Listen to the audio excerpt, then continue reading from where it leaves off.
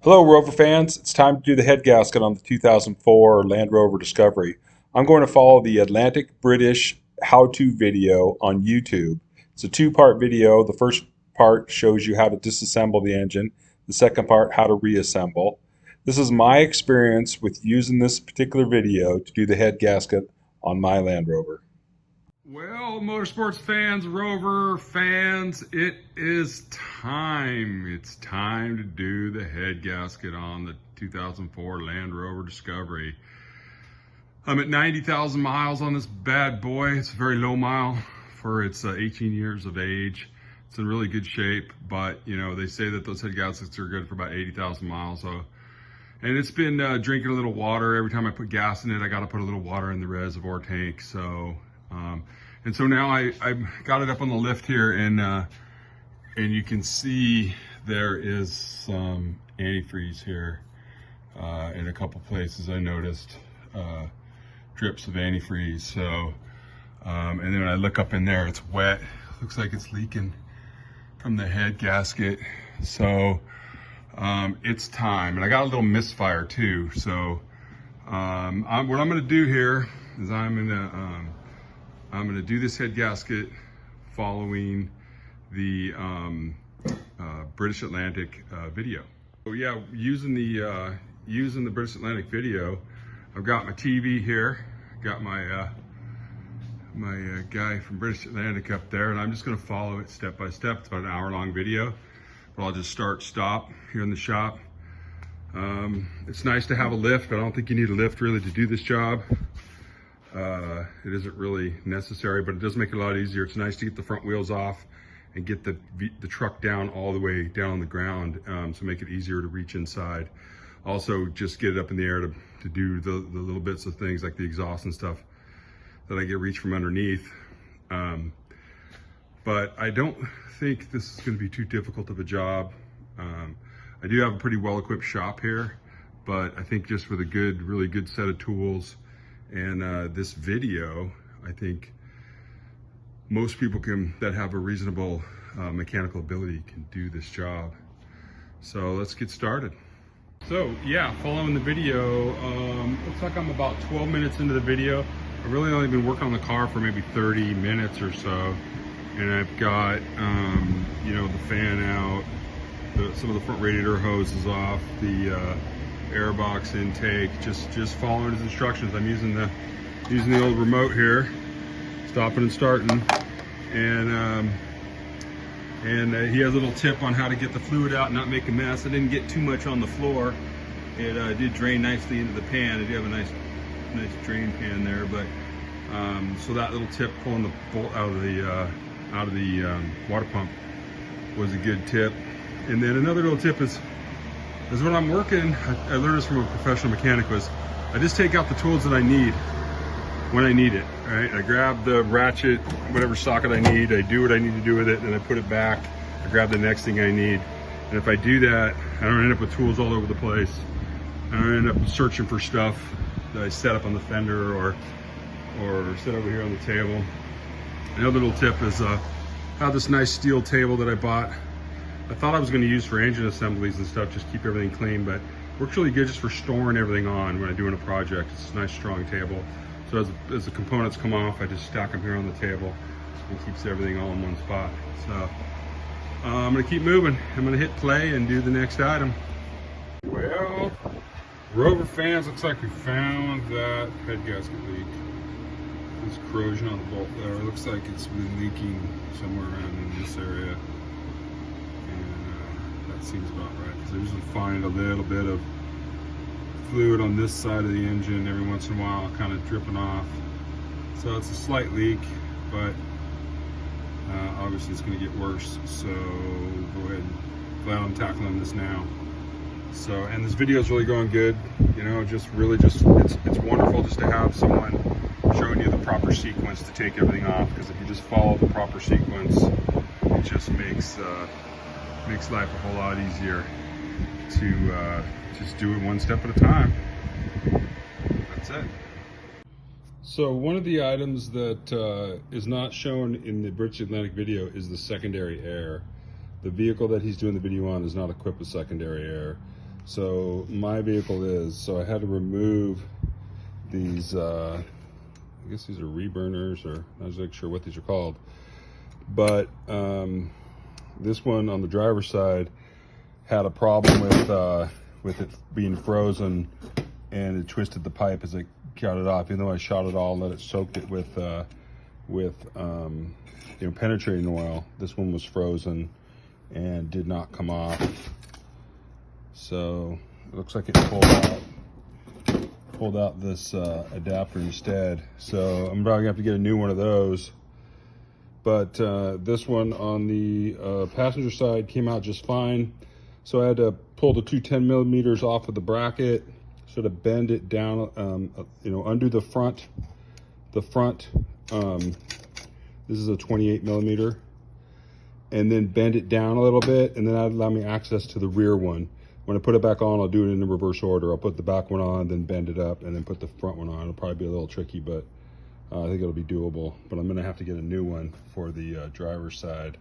So all I used was this 10-inch crescent wrench, a 10 millimeter to reach one of these 10 millimeter bolts here, and then a 10 millimeter socket on a ratchet to reach the other one. And I was able to get both of them off, also with some penetrating oil. So that's how I took care of the secondary air. Thanks. So moving along here, I got it tore down to about where we are going to undo the head bolts and pull the heads off. Disconnected the exhaust from the manifolds down below. I'm going to pull it out with the exhaust manifolds on there. I think that's the easier way, with or without a lift. It's probably easier to just crawl under the car without a lift and undo those 6 bolts off the flanges. They came right off after I soaked them with some penetrating oil for a couple days, and they just literally just came right off super easy. So that's not difficult to do. They're not difficult to reach either, with a 1/2-inch long extension and a ratchet. So I think that's the best way to go about that. And then so moving right along, and then pulling this lower intake manifold. In the video, he leaves the fuel rail on, which kind of blocks your access to these, with a ratchet to these bolts here. So I went ahead and removed this, which was fairly easy to do. Just undo the 4 bolts and then pry it off. And I'm going to run all these injectors through a tester and a cleaner anyway, so, and replace any ones that might need to be replaced.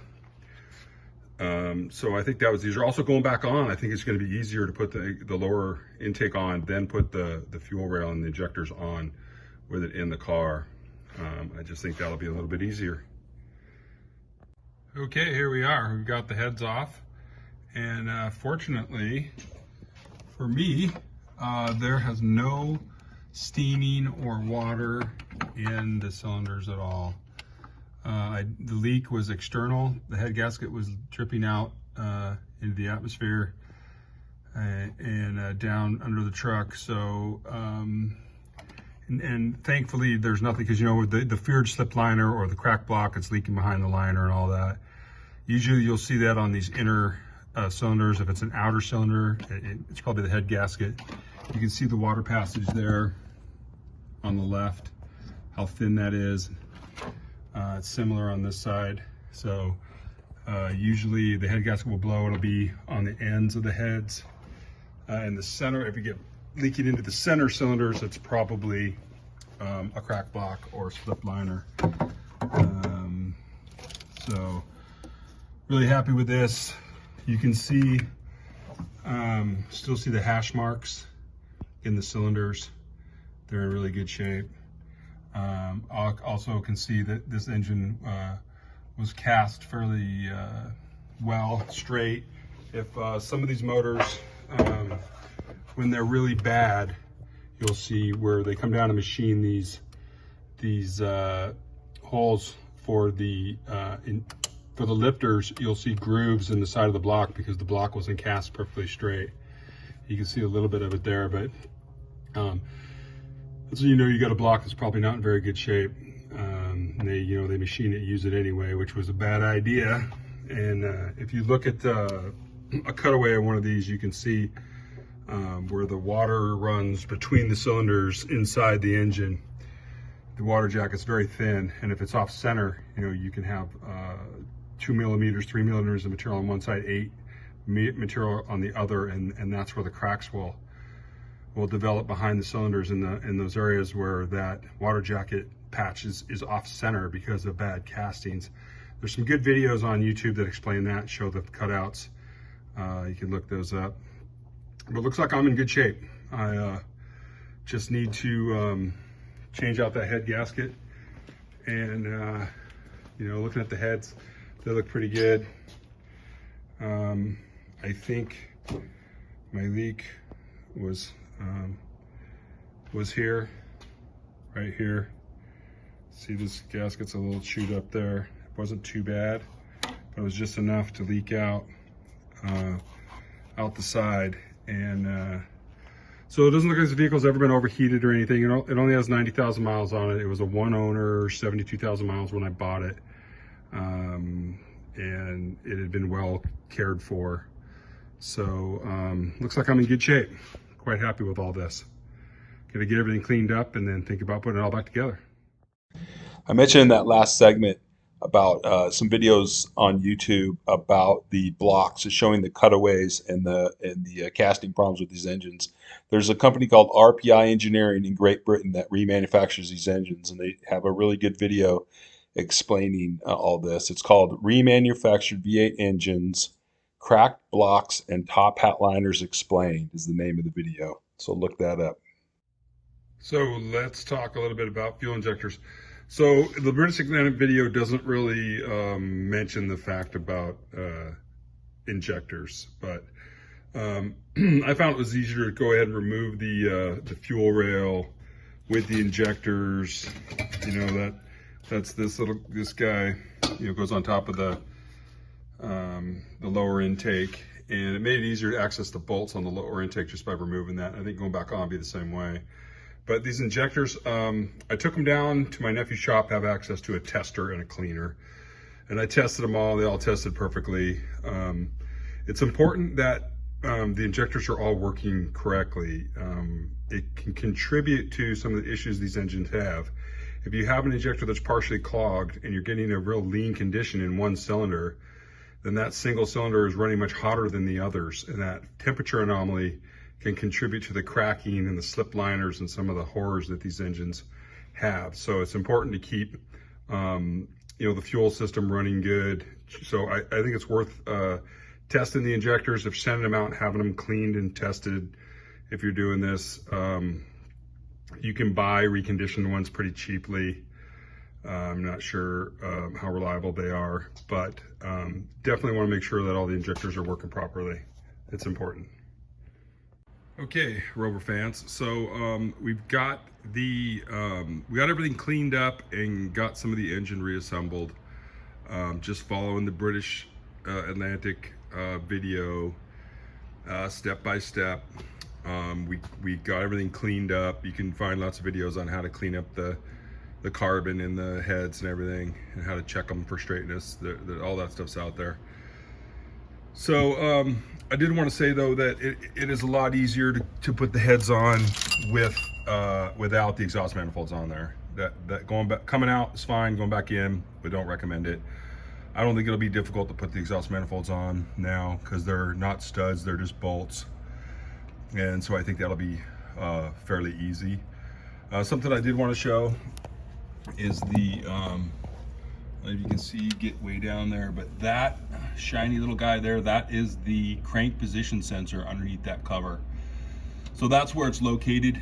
With the exhaust manifold in here, you wouldn't be able to see it.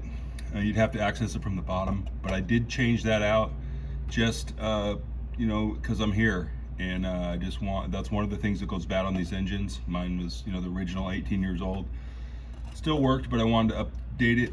I'm also going to do a few other items as well. Also, you can see that I installed the lower intake without the fuel rail and injectors. That allows access to the bolts. You can just torque it with a regular torque wrench. You don't need a crow's foot or any of that nonsense. I think it won't be that difficult to just put the fuel rail in right here. It's easily accessed, and put new O-rings on the injectors and, you know, lube them up, and we'll slide that back in there. So a couple other things. I'm going to do upstream and downstream O2 sensors I'm going to change out, and also I found my misfire on this cylinder here. This is all corroded. You can see that green corrosion in there, and it actually broke and really corroded inside the coil.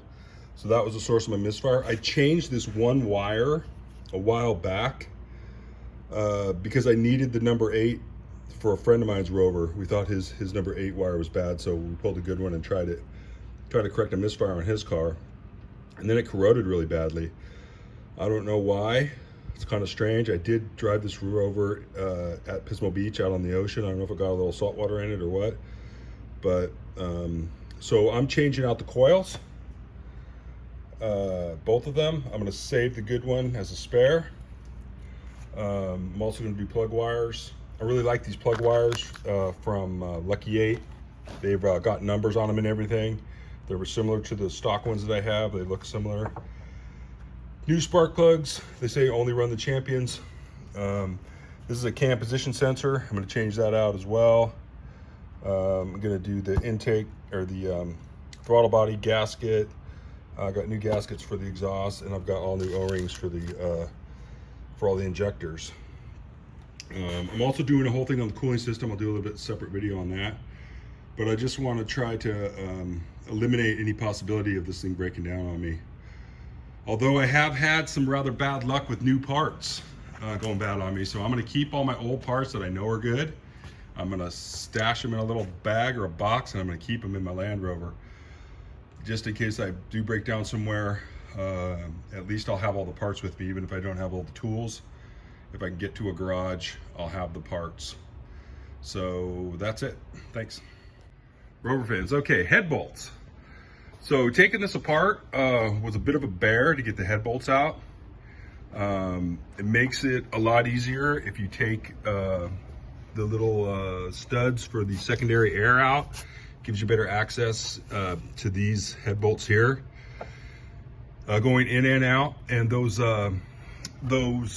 studs for the secondary air go in and out quite easily with a 9mm hex head. They're not real tight. They came in and out real easy. So it's much easier with those removed. And then also I upgraded to the, you can see I did ARP head studs. I did not do the stretch bolts. I don't see how you could possibly do this with regular head bolts. There's no way you can get a degree tool back on the back of these heads to know what degree you're operating at or you're torquing to. If the engine was out of the car, it'd be no problem.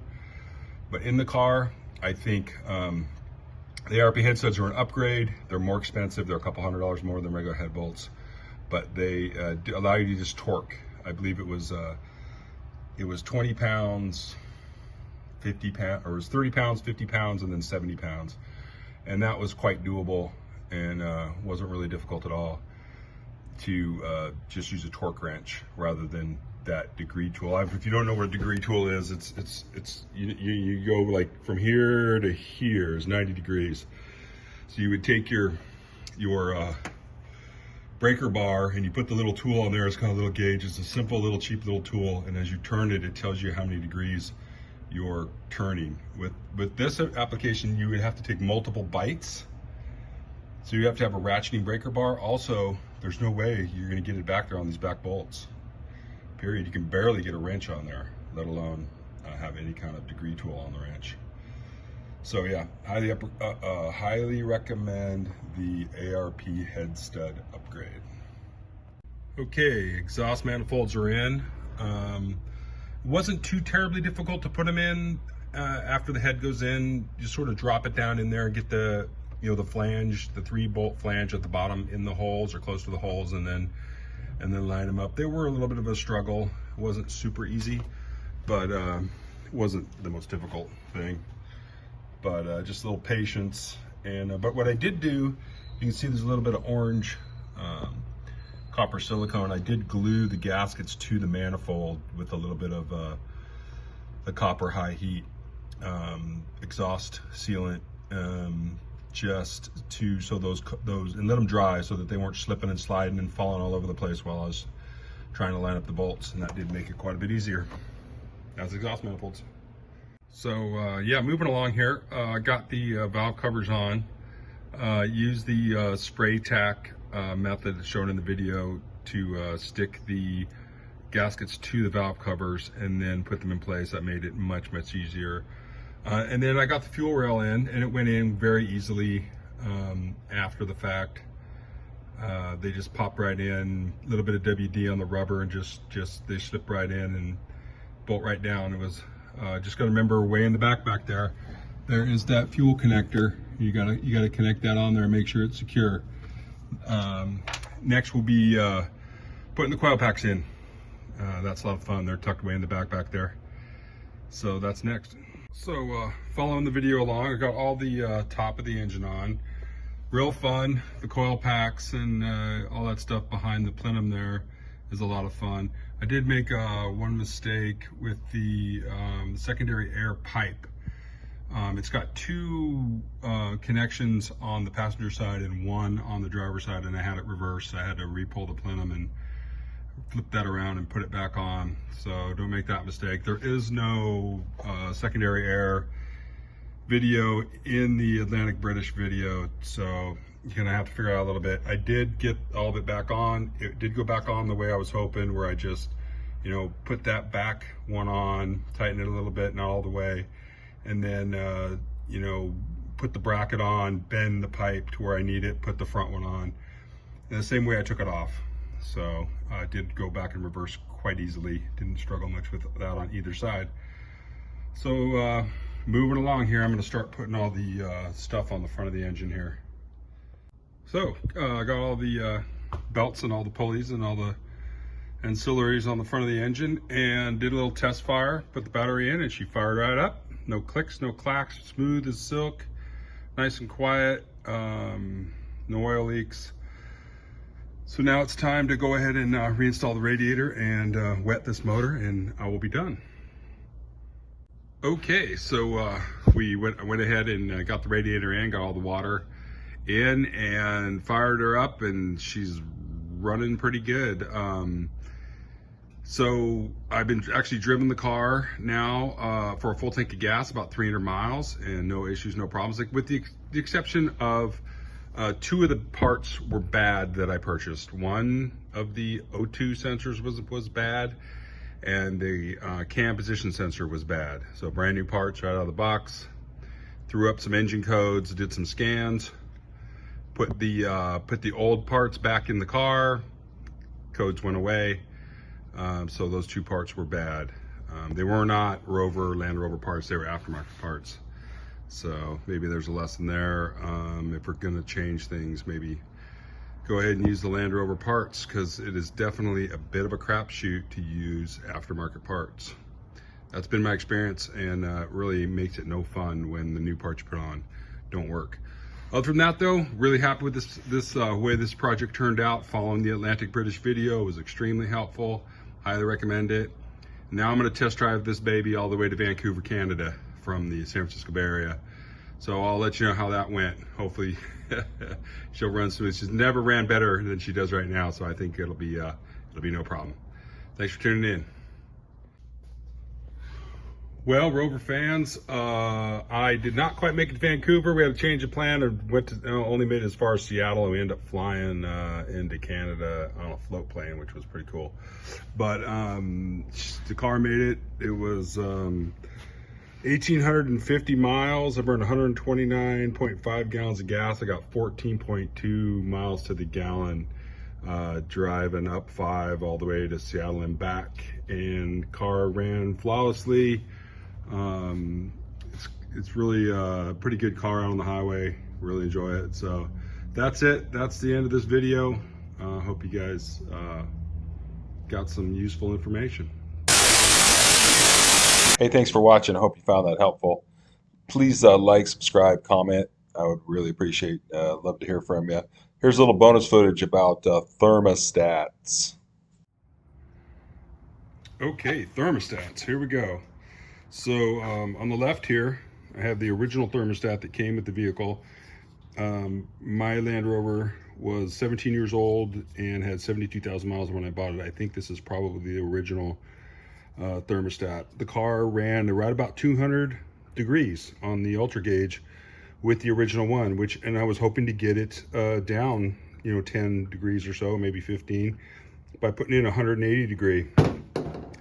So I bought this one, supposed to be the soft spring, 180 degree, hot or warm weather thermostat from Atlantic British, and I put that one in, and much to my disappointment, it ran 3 degrees hotter.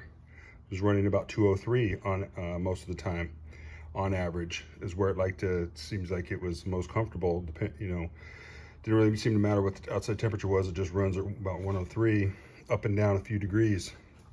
And then, so there's another guy that does a video about the cooling on these Land Rovers, who talks about buying the gray one from Atlantic British, which is, for a different vehicle. And they did offer that on there. I think it was about $80. And I thought about buying one of those to try it. And then I came across this one here from Lucky 8. This one was $33 at Lucky 8. And I thought, well, let's give it a try. Sometimes, the less expensive stuff actually works better. Unless I try it, I won't know. So I'm gonna go ahead and put this in here and see what it does. Hopefully it'll bring it down into that high 180 range, hopefully. So stay tuned. Thanks. A little smooth the road here. So you can see now I'm running at 188. I was running 188, 190 with the Lucky 8. This is the result I was hoping to get with the other thermostat from Atlantic British. I know some of the guys are doing these, doing the inline thermostat and all that, but I didn't really want to modify, try to stick with the stock configuration. And this Lucky 8 thermostat did the trick. These are the numbers I wanted to see on the temp, so really happy with that. It seems my cooling system is working quite good, and all I needed was the correct thermostat. That's all I got. Thanks for watching.